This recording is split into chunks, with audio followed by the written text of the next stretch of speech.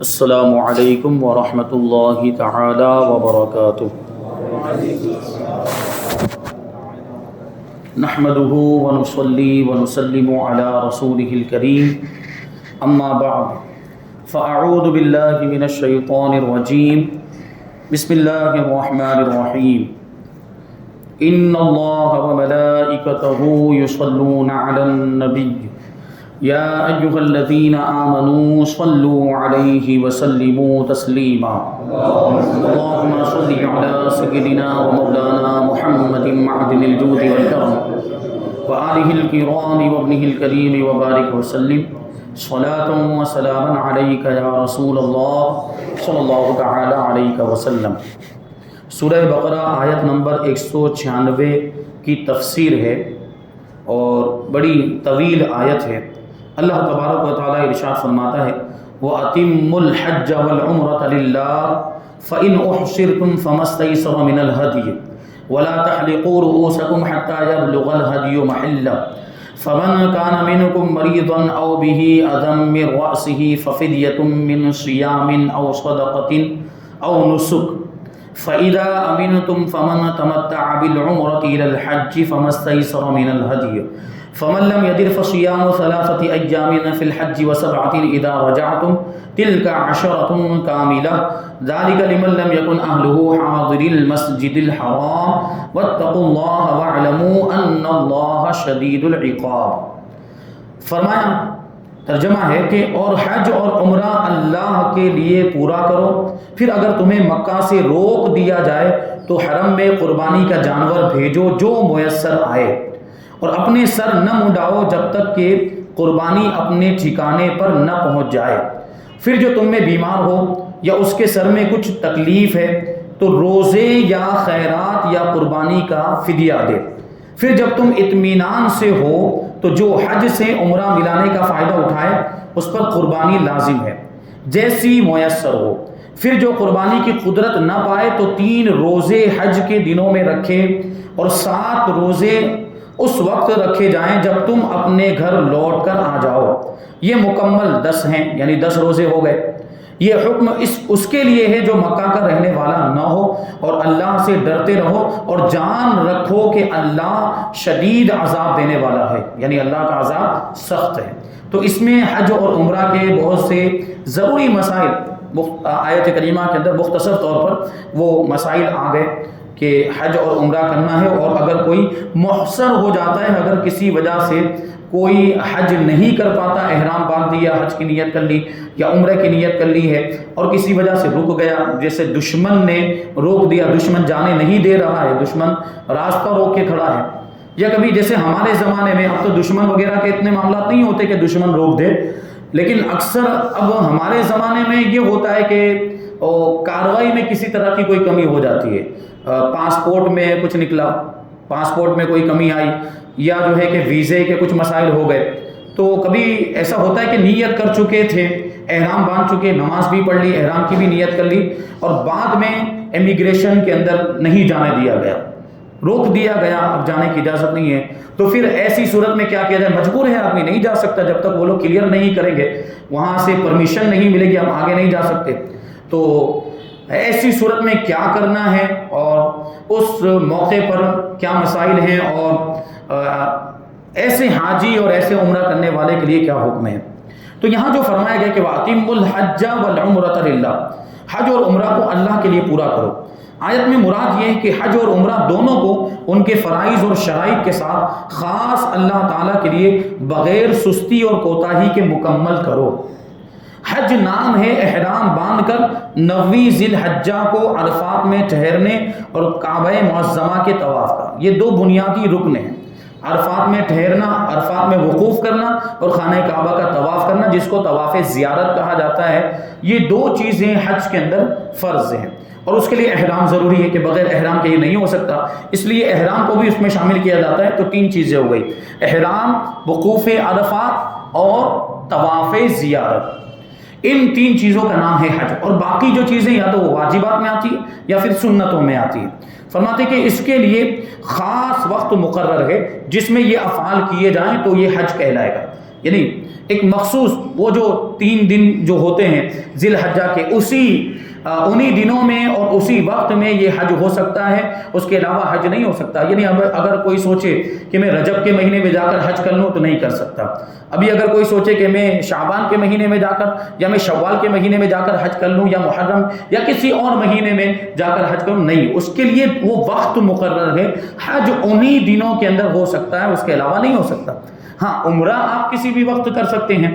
عمرہ حج کے ایام میں یہ احرام باندھ لینے کے بعد جو پہلے جو تمتع والا عمرہ ہوتا ہے، وہ عمرہ مکمل ہو جانے کے بعد عمرہ کرنے سے منع فرمایا گیا، لیکن اس کے علاوہ آپ کبھی بھی عمرہ کر سکتے ہیں۔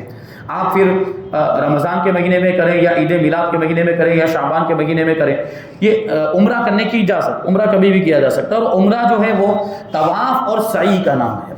خانہ کعبہ کا طواف کیا جاتا ہے، اس کے بعد سعی کی جاتی ہے، پھر حلق کرا لیں تو آپ عمرے سے فارغ ہو گئے۔ اور یہ عمرہ تو آپ دن میں کئی مرتبہ بھی کر سکتے ہیں۔ ایک مرتبہ عمرہ مکمل ہو جائے تو اس کے بعد جو باہر سے آئے، جو آفاقی لوگ ہیں، ان کے لیے حکم یہ ہے کہ وہ میقات جائیں، حدود حرم سے باہر جائیں۔ یعنی عام طور پر مسجد عائشہ جاتے ہیں، جس کو مقام تنعیم لکھا ہے کتابوں کے اندر، اور وہاں ایک مسجد بنی، اس کو مسجد عائشہ کہا جاتا ہے اور اسی نام سے وہ مشہور ہے جگہ۔ تو وہاں جاتے ہیں، احرام باندھتے ہیں اور پھر دوسرا عمرہ کرتے ہیں۔ تو اس طرح آپ ایک دن میں جتنے کر سکتے ہوں، جتنی طاقت ہو، تو جتنے زیادہ عمرہ کریں، ظاہر سی بات اتنا زیادہ ثواب ملے گا۔ تو عمرہ اس انداز میں ہوتا ہے۔ حج 9 ہجری میں فرض ہوا، اس کی فرضیت قطعی ہے، یعنی یقینی ہے، قرآن و حدیث سے یقینی طور پر ثابت ہے۔ اس کی فرضیت کا انکار کرنے والا کافر ہے۔ یعنی معاذ اللہ اگر کوئی یہ کہہ دے کہ حج فرض نہیں، حج کرنا کوئی ضروری نہیں ہے، تو وہ کافر ہو جائے گا، یعنی مطلقاً حج کی فرضیت کا انکار کرے۔ ہاں، جو استطاعت نہیں رکھتا، جس کے پاس جانے کی طاقت نہیں ہے، اتنا روپیہ پیسہ نہیں ہے، جو حج اس وجہ سے نہیں کر سکتا کہ وہ غریب ہے اور وہ یہ کہے کہ مجھ پر فرض نہیں ہے، تو وہاں اس کی ایک وجہ ہے، کیونکہ وہ صاحب استطاعت نہیں ہے، یعنی اس کے اندر شرائط نہیں پائے جا رہے، تو وہ فرضیت کا انکار نہیں کر رہا ہے، وہ اپنے بارے میں بتا رہا ہے۔ یا کسی مخصوص آدمی کے بارے میں ہم کہیں کہ جو صاحب استطاعت نہیں ہے، جو غریب ہے، نہیں جا سکتا، اس کے بارے میں ہم کہیں کہ اس پر حج فرض نہیں ہے، تو یہ مسئلے کے مطابق ہم کہہ رہے ہیں۔ لیکن مطلقاً فرضیت کا ہی انکار کر دیں کہ کسی پر فرض نہیں، یا اسلام میں حج جیسی کوئی چیز ہی نہیں ہے معاذ اللہ، تو وہ کافر ہو جائے گا۔ حج کے فرائض 3 ہیں۔ پہلے نمبر پر احرام، دوسرے نمبر پر وقوف عرفہ، اور تیسرے نمبر پر طواف زیارہ۔ حج کی 3 قسمیں ہیں۔ افراد یعنی صرف حج کا احرام باندھا جائے، اور دوسری تمتع یعنی پہلے عمرے کا احرام باندھا جائے، پھر عمرے کے احرام سے فارغ ہونے کے بعد اسی سفر میں حج کا احرام باندھا جائے۔ تو یہاں ہندوستان، پاکستان، بنگلہ دیش وغیرہ سے عام طور پر جو لوگ جاتے ہیں بر صغیر سے، سب کانٹیننٹ سے، وہ عام طور پر تمتع ہی کرتے ہیں عام طور پر یہاں، اور جو طریقہ بھی ان کو ٹریننگ میں اور تربیت میں جو سکھایا جاتا ہے وہ تمتع کا ہی سکھایا جاتا ہے، اور وہی ہمارے لیے آسان ہے۔ یہاں سے جانے والوں کے لیے تمتع والا طریقہ ہی آسان ہے۔ اس میں ہوتا یہ ہے کہ ہم یہاں سے چلتے ہیں، ظاہر سی بات ہے کہ بیچ میں میقات آ جاتی ہے، اور میقات کو بغیر احرام کے آپ کراس نہیں کر سکتے، بغیر احرام کے میقات عبور نہیں کر سکتے، اس کو پار نہیں کر سکتے، اس سے پہلے احرام باندھنا ضروری ہوتا ہے۔ تو بسا اوقات ایسا ہوتا ہے کہ ہم ایئرپورٹ سے ہی احرام کے کپڑے پہن لیتے ہیں، اور کبھی تو یہیں سے نیت بھی کرا دی جاتی ہے، یہیں سے احرام کی نیت بھی کر لیتے ہیں، ایئرپورٹ ہی پر نماز بھی ادا کر لیتے ہیں۔ تو اگر یہاں سے نیت آپ نے کر لی، ایئرپورٹ ہی سے نیت کر لی ہے، تو یہاں سے احرام کی پابندیاں شروع ہو جائیں گی۔ اور کبھی کیسا ہوتا ہے کہ احرام کے کپڑے تو پہن لیے لیکن نیت نہیں کی جاتی، تو فلائٹ کے اندر جب وہ گزرتے ہیں تو جو یلملم پہاڑی ہندوستانیوں کے لیے یہ میقات ہے، یلملم پہاڑی آتی ہے، تو اس میں اناؤنس ہوتا ہے فلائٹ کے اندر کہ وہ پہاڑی آنے والی ہے، ہندوستانیوں کی اور پاکستانیوں کی، بنگلہ دیشیوں کی میقات آنے والی ہے، تو لوگ احرام باندھ لیں اور نیت کر لیں، عمرے کی نیت کر لیں، یا جو بھی نیت کرنا چاہتے ہیں، حج افراد کی بھی نیت کرنا چاہیں تو وہ کر سکتے ہیں۔ تو وہ اس وقت بھی بعض لوگ نیت کرتے ہیں جب فلائٹ کے اندر، لیکن اب ظاہر سی بات ہے کہ فلائٹ کے اندر آپ نیت کریں گے تو وہ نماز نہیں پڑھ پائیں گے جو احرام کی نماز ہوتی ہے، یا پڑھیں گے تو پھر وہ بیٹھ کے پڑھنی پڑے گی۔ تو اگرچہ وہ نفل نماز ہے، لیکن ایک آدمی کے دل میں یہ بات ہوتی ہے نا کہ میں حج کرنے کے لیے جا رہا ہوں، تو پھر ساری چیزیں میری مکمل ہو اور سارے ارکان اچھی طریقے سے ادا ہوں۔ تو اس کے لیے بہتر طریقہ یہی ہے کہ آپ ایئرپورٹ پر ہی احرام کے کپڑے بھی پہن لیں اور یہیں پر نیت بھی کر لیں اور وہ احرام والی نماز بھی پڑھ لیں. یہ الگ بات ہے کہ پھر آپ کو پابندی کرنی پڑے گی فلائٹ کے اندر بھی, اور فلائٹ کے اندر تو بیٹھے رہنا ہے تو آرام سے پابندی ہو سکتی ہے. احرام کی جو بھی پابندی ہے, کوئی بال نہیں ٹوٹنا چاہیے, آپ کسی جانور کو مار نہیں سکتے, جوں نہیں مار سکتے ہیں, سلا ہوا کپڑا نہیں پہننا, خوشبو نہیں لگانی, خوشبو والی کوئی چیز نہیں کھانی چاہیے کہ جس سے منہ سے بہت زیادہ خوشبو آنے لگ جائے, اور بھی بہت ساری اس کی پابندیاں ہیں. تو وہ ساری پابندیاں وہاں سے لاگو ہو جائے گی اگر آپ احرام کی نیت کر لیتے. تو یہ ہے تمتع. عام طور پر ہندوستانی تمتع ہی کرتے ہیں کہ یہاں سے عمرے کی نیت کر کے گئے اور پہنچنے کے بعد عمرہ کرتے ہیں, اور عمرہ کرنے کے بعد, عمرہ مکمل کرنے کے بعد حلق کروا لیا یا تقصیر کروا لی. حلق کروانے کا مطلب کہ پورا سر مڑا دیا, پورا بالکل وہ بال بالکل ختم ہو گئے, ٹکلا کروا دیا. اور تقصیر کا مطلب یہ ہوتا ہے کہ پورے سر کو نہیں مڑایا بلکہ بالوں کا ایک مخصوص حصہ پورے سر میں سے بالوں کو ایک مخصوص مقدار میں کاٹ دیا جائے. جیسے کہ اب تو مشین آ گئے تو وہ مشین سے 2 نمبر کا مشین یا 3 نمبر کا مشین وہ لوگ لگا دیتے ہیں, تو یہ ہو گئے تقصیر, اس میں کچھ بال رہ جاتے ہیں, تو یہ ہو گیا تقصیر. تو دونوں میں سے کوئی بھی ایک چیز آپ کروا لیں تو آپ اب عمرے سے فارغ ہو گئے. عمرے کے ارکان ادا کرنے کے بعد, طواف و سعی کرنے کے بعد آپ نے یہ کروا لیا, حلق کروا لیا یا جو ہے کہ تقصیر کروا لی, تو آپ عمرے سے فارغ. اب وہ احرام کھول دیں, احرام کھول دیں. اب آپ جو احرام کی پابندیوں سے باہر آ گئے اور اب سلا ہوا کپڑا بھی پہن سکتے ہیں, خوشبو والی خوشبو لگا بھی سکتے ہیں, خوشبو والی چیز کھا بھی سکتے ہیں. وہ سب پابندیاں جو احرام کی تھی اب وہ ختم ہو جائے گی. اب جب حج کے دن آئیں گے, اسی سفر میں حج کے دن آئیں گے 8 ذی الحجہ کو, پھر احرام باندھا جاتا ہے, پھر وہ جاتے ہیں مینا میں, مزدلفہ میں, وقوف عرفات وغیرہ یہ سب ہوتا ہے. پھر وہ حج کے ارکان ادا کرتے ہیں, اور حج کے ارکان ادا کرنے کے بعد طواف رخصت کے بعد, وہ طواف زیارت کرنے کے بعد پھر وہ احرام کو کھولا جاتا ہے. تو یہ سب چیزیں طواف زیارت سے پہلے ہی غالباً احرام کھل جاتا ہے, حلق ہونے کے بعد طواف زیارت بعد میں کیا جاتا ہے. تو یہ ہے تمتع. تو تمتع یہ اس انداز میں ہوتا ہے. تو ایک ہوا افراد. افراد کا مطلب ہے کہ صرف حج ہی کا احرام باندھا جائے, اس میں عمرے کا احرام نہیں ہوتا, سیدھا حج. ابھی ہندوستان سے جانے والے بھی افراد کر سکتے ہیں لیکن ان کے لیے مشکل ہو جائے گا, کیونکہ ظاہر سی بات ہے کوئی 10 دن پہلے پہنچ رہا ہے, تو کوئی 15 دن پہلے پہنچ رہا ہے, کوئی 8 دن پہلے پہنچ رہا ہے. تو ہم یہاں سے حج کی نیت سے حج کا احرام باندھ کے چلے گئے, حج افراد میں ڈائریکٹ حج کا احرام باندھا جاتا ہے. تو اب ظاہر سی بات ہے کہ جب تک اب حج کے دن نہیں آئیں گے وہاں تک ہم احرام کی حالت میں, تو اتنے دنوں تک احرام کی پابندیاں کرنی پڑے گی اور وہ ساری چیزوں سے بچنا پڑے گا. تو اس وجہ سے کہتے ہیں علماء فرماتے ہیں کہ وہ تمتع کرے کہ عمرہ کرنے کے بعد احرام کھول دے, کوئی مسئلہ نہیں, پھر وہ رہے 8 دن تک, 10 دن تک, جتنے دن تک وہ وقت باقی ہے وہ بغیر احرام کے وہ طواف اور نفلی طواف وغیرہ کرتا رہے, عبادتیں کرتا رہے. تو یہ تیسری جو قسم ہے وہ ہے قران, یعنی عمرہ اور حج دونوں کا اکٹھا احرام باندھا جائے. اس میں عمرہ کرنے کے بعد احرام کی پابندیاں ختم نہیں ہوتی بلکہ برقرار رہتی ہیں. یعنی اب اس میں دونوں کا احرام ایک ہی ساتھ باندھا ہوا ہے, عمرے کا بھی اور حج کا بھی. تو وہاں پہلے جیسے تمتع میں تھا کہ عمرہ کرنے کے بعد حلق کرا کے وہ احرام کھول سکتے ہیں, یہاں ویسے نہیں کر سکتا, کیونکہ ایک ہی احرام عمرے کا بھی ہے اور ایک ہی احرام حج کا بھی ہے. تو عمرے سے فارغ اگرچہ ہو چکا ہے, اب وہ احرام کے اندر ہی رہے گا اور احرام کی پابندیاں جاری رہیں گی یہاں تک کہ حج کے دن آ جائیں, پھر وہ حج ادا کرے, اس کے بعد وہ احرام سے باہر ہوگا. تو یہ اس طریقے سے ہوتا ہے. تو یہ 3 قسمیں ہوئی حج کی, افراد, تمتع اور قران. اب اس میں افراد میں قربانی نہیں ہے, تمتع میں قربانی ہے اور قران میں بھی قربانی. اور یہ والی جو قربانی ہوتی ہے یہ شکریہ کے طور پر ہوتی ہے کہ اللہ نے ہمیں حج کی توفیق عطا فرمائی تو ہم شکریہ کے طور پر یہ قربانی ادا کرتے ہیں, جو وہاں حرم کے اندر کی جاتی وہ قربانی. اور وہ جو بقرعید والی قربانی ہوتی ہے, عید الاضحیٰ والی قربانی, وہ الگ ہے اور اس کے مسائل الگ ہیں. آپ وہاں پر جاتا ہے حاجی تو عام طور پر مسافر ہوتا ہے, عام طور پر یہ مسائل ہوتے ہیں کہ وہاں عام طور پر حاجی جاتا ہے تو مسافر ہوتا ہے, اور مسافر پر یہ والی قربانی واجب نہیں. کون سی؟ عید والی قربانی, بقرعید والی جو قربانی ہے وہ مسافر پر واجب نہیں ہوتی. اگر وہ کرنا چاہے تو کر سکتا ہے, وہ نفلی ہوگی, ثواب ملے گا. یعنی 2 قربانی وہ کر لے, ایک تو وہ حج والی قربانی شکریہ کے طور پر جو کی جاتی ہے, اور ایک عید والی قربانی. اور اگر چاہے تو عید والی قربانی یہاں کروا لے, اپنے گھر پہ کروا لے, وطن میں کروا لے, فون کر کے بتا دے کہ یہاں پر حج کے ایام یہ چل رہے ہیں, یہاں پہ چاند کی تاریخ یہ ہے, اور ہندوستان کے اندر بھی جو چاند کی تاریخ ہو, تو دونوں کا لحاظ کریں, علماء کے اختلاف کی رعایت کرتے ہوئے دونوں کا لحاظ کریں کہ وہاں بھی قربانی والا دن ہونا چاہیے, یہاں بھی قربانی والا دن ہونا چاہیے, کیونکہ کبھی چاند آگے پیچھے ہوتا ہے. تو دونوں جگہ قربانی والا دن ہو جب ہم ان کی طرف سے کر رہے ہو تو کرنا چاہیں تو کر سکتے ہیں. ہاں کبھی ایسا بھی ہو سکتا ہے کہ مسافر نہیں ہے, مان لیجیے 15 دن سے زیادہ وہاں پہ ٹھہرنے کا ارادہ ہے تو اب وہ مقیم ہو جاتے ہیں.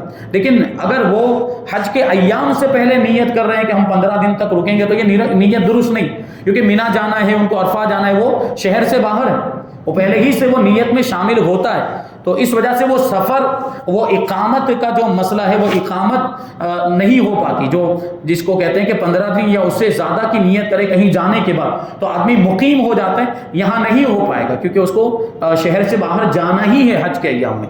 تو اکثر اسی وجہ سے کہا جاتا ہے کہ جو بھی حاجی ہوتے ہیں وہ مسافر ہی رہتے ہیں, عام طور پر یہ مسائل ہیں. آگے فرماتے ہیں کہ عمرے کی تفصیل کچھ یوں ہے کہ عمرے میں صرف احرام باندھ کر خانہ کعبہ کا طواف اور صفا اور مروہ کی سعی کر کے حلق کروانا ہوتا ہے. حج اور عمرہ دونوں کے ہر مسئلے میں بہت تفصیل ہے, تو مختصر طور پر یہاں پہ بیان کیا گیا.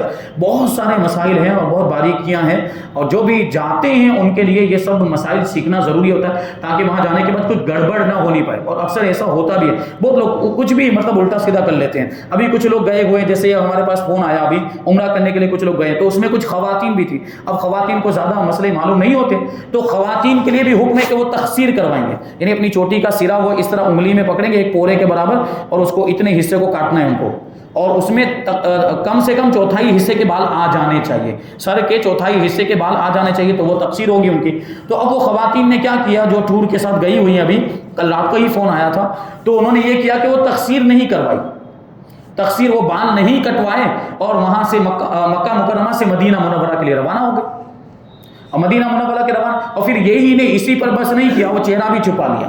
احرام کی حالت میں آپ چہرہ نہیں چھپا سکتے, انہوں نے چہرہ بھی چھپا لیا, نقاب ڈال دیا چہرے کے اوپر, اور مدینہ منورہ اتنی دور پہنچ گئے کہ اب مدینہ منورہ کے قریب آ گئے کہ اب واپس جانا بھی ممکن نہیں, کیونکہ یہ تقصیر کا جو معاملہ ہے اور بال کٹانے کا اور حلق کروانے کا معاملہ یہ حدود حرم کے اندر ہی ہو سکتا ہے, آپ حرم کے باہر نہیں کر سکتے.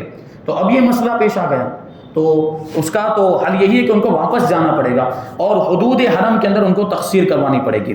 تو بہرحال بتایا گیا, تو انہوں نے کہا کہ ٹھیک ہے ہم اس کے لیے کچھ انتظام کرتے ہیں کہ واپس جائیں گے. اور پھر میں نے کہا فوراً جو انہوں نے نقاب ڈالا ہے وہ نقاب اٹھا دیا جائے, اور اگر پردے کے مسائل ہیں تو نقاب کو اس انداز میں ڈالا جائے کہ وہ چہرے سے ٹچ نہ ہو, کچھ ایسے یہاں پہ رکھ لیا جائے. وہ ٹوپی ابھی اس انداز کی نکلی ہوئی ہے کہ وہ جو کپڑا رہتا ہے وہ چہرے سے دور رہتا ہے, چہرے سے مس نہیں ہونا چاہیے, تو پھر چلے گا. تو یہ بہت سارے مسائل اور بہت ساری چیزیں ہیں, تو یہ سب ہوتا. بھائی ایک مسئلہ یہ پوچھا کہ ایک مرد نے ایسا کیا کہ وہ عمرہ کر کے تو آیا اور اس نے حلق نہیں کروایا, وہ اس نے سوچا ابھی میں جاؤں گا ہوٹل پر اور وہاں جا کے اپنے ہاتھ سے کر لوں گا. تو یہاں آنے کے بعد اس کو کرنا کیا چاہیے تھا کہ احرام میں رہتا ابھی وہ کپڑا پہن, کیونکہ جب تک حلق نہیں کرواتے وہاں تک وہ احرام سے باہر نہیں ہوا ہے. اب اس نے یہ کیا کہ وہ پہلے کپڑا چینج کر لیا, اس نے حلق کروانے سے پہلے یا سر منڈانے سے پہلے اس نے کپڑا چینج کر لیا اور سلا ہوا کپڑا پہن لیا, اور اس کے بعد اب وہ اپنا وہ بال کاٹ رہے ہیں اور وہ حلق کروا رہا ہے. تو ظاہر سی بات ہے ابھی تک وہ احرام کی حالت میں تھا, جب تک کہ وہ اس نے حلق نہیں کیا یا تقصیر نہیں کی, ابھی تک وہ احرام کی حالت میں تھا, اور اسی حالت میں اس نے سلا ہوا کپڑا پہن لیا. اور سلا ہوا کپڑے کے بارے میں حکم یہ ہے کہ 12 گھنٹے تک اگر آپ نے پہن لیا تو دم دینا پڑے گا, اور اس سے کم پہنا ہے تو صدقہ دینا پڑے گا. تو اس کو بھی مسئلہ بتایا گیا. بہرحال یہ سب چیزیں ہوتی ہیں, تو اگر ہم پہلے سے سیکھ کر گئے ہوں گے تو انشاءاللہ تبارک و تعالیٰ آسانی ہوگی. اب آگے یہ جو بات بتائی گئی فَإِنْ أُحْصِرْتُمْ, اور اگر تم روک دیے جاؤ, جیسے کہ میں نے ابھی روک دینی, کسی وجہ سے رک جائیں, کوئی رکاوٹ آ جائے, نہ جا پائیں, تو کیا کرنا چاہیے. فرماتے ہیں یہاں سے حج کے ایک اہم مسئلے کا بیان ہے جسے احصار کہتے ہیں. آیت کا خلاصہ کلام یہ ہے کہ اگر حج یا عمرہ کا احرام باندھ لینے کے بعد حج یا عمرہ کی ادائیگی میں تمہیں کوئی رکاوٹ پیش آ جائے, جیسے دشمن کا خوف ہو یا مرض وغیرہ, یعنی آدمی اب اتنا بیمار ہو گیا کہ نہیں جا سکتا, تو ایسی حالت میں تم احرام سے باہر آ جاؤ, اور اس صورت میں حدود حرم میں قربانی کا جانور اونٹ یا گائے یا بکری کا ذبح کروانا تم پر واجب ہے. بھیجنا پڑے گا, وہاں سے جانور بھیجنا پڑے گا. اور وہیں حرم میں اگر مان لیجیے کہ ہم یہاں رک گئے, یہاں سے نہیں جا پا رہے ہیں, تو کسی سے رابطہ کر کے جو وہاں پر ہو کہ بھائی ہماری طرف سے ہمارے نام کا جانور حدود حرم کے اندر ذبح کر دیا جائے, وہ جانور وہاں ذبح ہو جائے, وہاں سے اطلاع مل جائے کہ آپ کے نام کا جانور ذبح ہو چکا ہے, تو اب یہ یہاں سے احرام سے باہر ہو گیا, احرام کی پابندیاں ختم ہو جائے گی. اور جب تک قربانی کا جانور ذبح نہ ہو جائے تب تک تم سر نہ منڈاؤ. یہ آ گئی بات, وہ جانور کی اطلاع مل جائے پھر یہاں وہ سر منڈا کے احرام سے باہر ہو جائیں گے. احصار کے بعد ایک اور مسئلے کا بیان یہاں سے کیا جا رہا ہے کہ تم میں سے اگر کوئی بیمار ہو تو وہ یہ ہے کہ حالت احرام میں بال منڈانے کی اجازت نہیں ہوتی, یوں ہی لباس، خوشبو وغیرہ کے اعتبار سے کافی پابندیاں ہوتی ہیں. اگر ان کا خلاف کریں، یعنی جیسے سلا ہوا کپڑا نہیں پہننا چاہیے، کوئی پہن لے تو یا تو دم دینا پڑتا ہے یا پھر صدقہ لازم آتا ہے. لیکن بعض صورتیں ایسی ہیں کہ مجبوری کی وجہ سے احرام کی پابندیوں کی مخالفت کرنی پڑتی. کبھی کوئی مجبوری پیش آ گئی تو ہمیں کرنا پڑ جاتا ہے، جو منع ہے وہ کام بھی ہمیں کرنا پڑتا ہے بغیر عذر کے. اور عذر کی وجہ سے کیے گئے افعال میں شریعت نے کچھ فرق کیا ہے. شریعت میں کچھ فرق کیا گیا. ظاہر سی بات مجبوری میں شریعت بھی تھوڑی آسانی رکھتی ہے، اور مجبوری نہیں پھر بھی کیا، جیسے کوئی مجبوری نہیں پھر بھی خوشبو لگا لی، کوئی مجبوری نہیں پھر بھی سلا ہوا کپڑا پہن لیا، تو اب وہاں پہ کوئی معافی کی صورت نہیں ہوگی. لیکن مجبوری کی صورت میں کچھ رخصت ملتی ہے. آیت میں اس کی کچھ صورتوں کا بیان ہے. جان بوجھ کر احرام کی پابندیوں کی مخالفت کرے گا تو گنہگار بھی ہوگا اور فدیہ بھی دینا پڑے گا، فدیہ بھی لازم ہوگا. اور مجبوری کی وجہ سے اگر مخالفت کرے گا تو گنہگار نہیں ہوگا، لیکن فدیہ تو اب بھی دینا پڑے گا. جو یہ صدقہ ہے یا دم ہے وہ اب بھی دینا تو لازم ہے. یعنی اگر مجبوری میں بھی کیا ہے تب بھی پھر وہ گناہ سے تو بچ گیا، ایک تو آسانی ہو گئی. البتہ مجبوری والے کو فدیے میں کچھ رخصتیں بھی دی گئی ہیں. چنانچہ صدر الشریعہ حضرت مولانا امجد علی اعظمی رحمۃ اللہ تعالی علیہ فرماتے ہیں کہ جہاں دم کا حکم ہے وہ جرم اگر بیماری یا سخت گرمی یا شدید سردی یا زخم یا پھوڑے یا جوؤں کی سخت تکلیف کی وجہ سے ہوگا تو اسے جرم غیر اختیاری کہتے ہیں. اور اس میں اختیار ہوگا کہ دم یعنی قربانی کے بدلے میں 6 مسکینوں کو ایک صدقہ دے دے، یا دونوں وقت پیٹ بھر کھانا کھلا دے، یا 3 روزے رکھ لے. یعنی اب ضروری نہیں ہے کہ وہ دم ہی دے، قربانی ہی کرے. مجبوری کی صورت میں اگر یہ ہوا ہے تو ایسی صورت میں وہ 6 مسکینوں کو کھانا بھی کھلا سکتا ہے یا 6 مسکینوں کو صدقہ بھی دے سکتا ہے. ایک صدقہ فطر کی جو مقدار ہوتی ہے، صدقہ جو یہاں پہ بار بار آ رہا ہے وہ صدقہ فطر جو ہم عید والے دن ادا کرتے ہیں. 2 کلو 47 گرام گیہوں، اور اگر جو سے ادا کر رہے ہیں تو 4 کلو 94 گرام ہو جاتا ہے، وہ یعنی اس کا ڈبل ہو جاتا ہے. تو وہ صدقہ وہ جو 6 مسکینوں کو دے دے، یا دونوں وقت پیٹ بھر کے کھانا کھلا دے، یا 3 روزے رکھ لے، تو اس سے وہ اس کا کفارہ ادا ہو جائے گا. اور اگر اس جرم میں صدقے کا حکم تھا، یہ تو دم کا حکم تھا، اگر اس جرم میں صدقے کا حکم تھا اور مجبوری کی وجہ سے ایسا کیا ہے تو اس کو اختیار ہوگا کہ صدقے کے بدلے میں 1 روزہ رکھ لے. لیکن اگر مجبوری نہیں تھی، کوئی عذر نہیں تھا، پھر بھی کیا ہے تو اب کوئی معافی کی صورت نہیں ہے. اگر دم واجب ہو رہا ہے تو پھر دم ہی دینا پڑے گا، یا صدقہ واجب ہو رہا ہے تو صدقہ ہی دینا پڑے گا. ابھی اس کے تعلق سے کچھ اور مسائل ہیں، تمتع کے کچھ اور مسائل ہیں، اور حج کے تعلق سے کہ حج کون سے مہینے ہیں اور اس کا وقت کیا ہے، اور بھی بہت ساری چیزیں انشاءاللہ تبارک و تعالی ہم آئندہ درس میں شامل کریں گے. اللہ تبارک و تعالی کی بارگاہ میں دعا ہے کہ جو کچھ بھی بیان ہوا اس پر ہم سب کو عمل کرنے کی توفیق عطا فرمائے، اور نور قرآن سے ہم سب کے دلوں کو روشن اور منور فرمائے. وما علینا الا البلاغ.